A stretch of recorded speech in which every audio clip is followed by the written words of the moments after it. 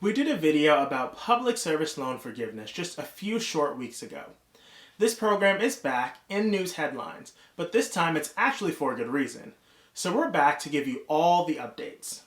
Earlier this month, the Department of Education announced some exciting new changes regarding this program that they estimate will impact hundreds of thousands of borrowers that you're definitely going to want to know about. So make sure you stay tuned. We're going to cover what the new changes are, how they might affect you, and how they affect our personal student loan journey.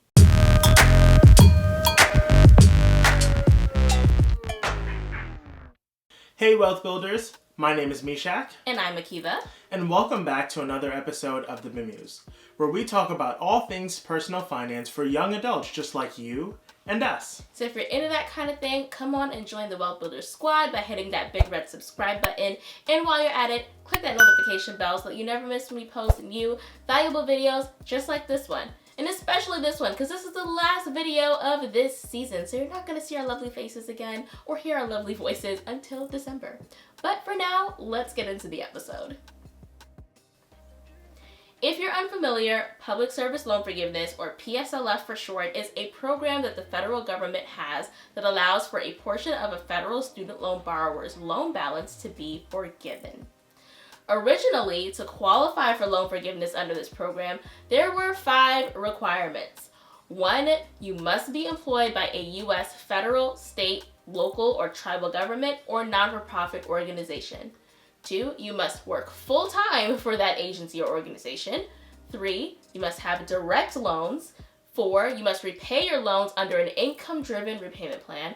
And 5, you must have made 120 qualifying payments.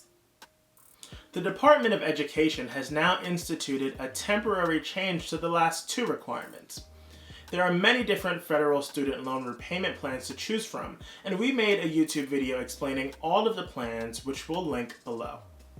Prior to these changes, you needed to have made payments under the income-driven repayment plan. Not the standard, not the graduated, not the extended plan, but the income-driven repayment plan. With the new temporary waiver, the Department of Education will retroactively count any payments you've made while on another repayment plan towards student loan forgiveness, as long as all of the other requirements for public service loan forgiveness were met. The second major change relates to the requirement of making 120 qualifying monthly payments.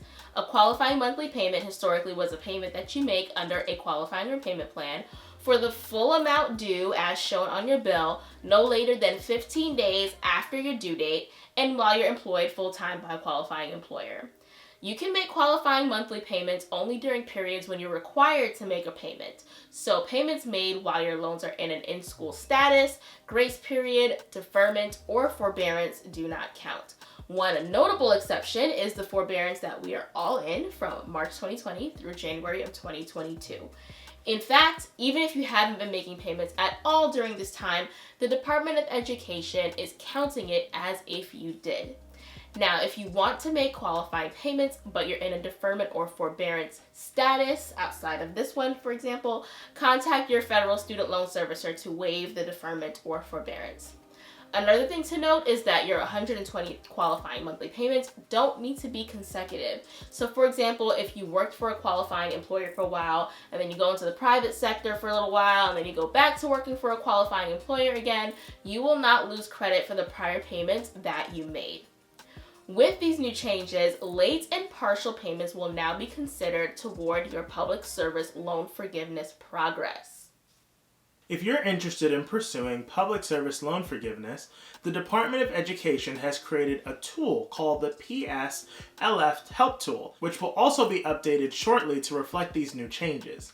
This will help you determine whether you work for a qualifying employer, suggest actions you can take to become eligible for PSLF, and guide you through the PSLF form and submission process. We will link it below. Now, some important notes. These updates to the Public Service Loan Forgiveness Program are temporary. The provisions expire in October of next year, so they're giving us 1 more year to get ourselves together. Also, know that Parent Plus loans are not eligible to take advantage of these temporary benefits. Quick commercial break. we've created this new, fun, free quiz for you all to determine how your finances are doing and give you resources and tools to help you on your financial journey. If you want to take the quiz, the link will be in the description box down below and pinned to the first comment under this video. Now, back to the conversation. So you might be wondering, I'm on the public service loan forgiveness track, or maybe I want to be. What should I be doing? Maybe you've been working for a qualifying employer for some time or worked for one in the past, but never signed up for the PSLF program and want your payments to count. Now is the time to get yourself set up and signed up. If you're eligible, submit a PSLF form using the PSLF Help tool by October 31st, 2022. And if you have FFEL and or Perkins loans, you'll also need to consolidate your loans before submitting the form. If you're already in the program, you have qualifying loans, your employment's already been verified, and you may have payments that may not have counted because they may have been late or something like that, you might automatically receive credit for prior payments. So double check your Fed loan servicing account and see. Note that sometimes these things take a little while to update, but if in doubt, give Fed loan servicing a call and see what information they can provide you.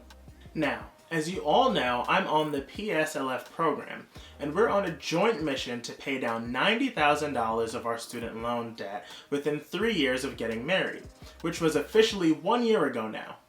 We're making amazing progress. However, do these changes affect our debt repayment plans? The debt we tackled first on our repayment journey was Akiva's Parent Plus loans. While her parent actually works for a qualifying employer, we believe, and has for a long time, unfortunately, the new temporary waiver does not apply to Parent Plus loans. So even if there was some benefit there, we wouldn't be able to take advantage of that. Parent borrowers were just left out in the cold with this one. When it comes to my personal loans, I've been on the Public Service Loan Forgiveness Program from day one of working at a qualifying employer in 2018. I've always been on the right repayment plan and never made a late payment, so I don't expect my progress count to advance. I also haven't recertified my income since getting married.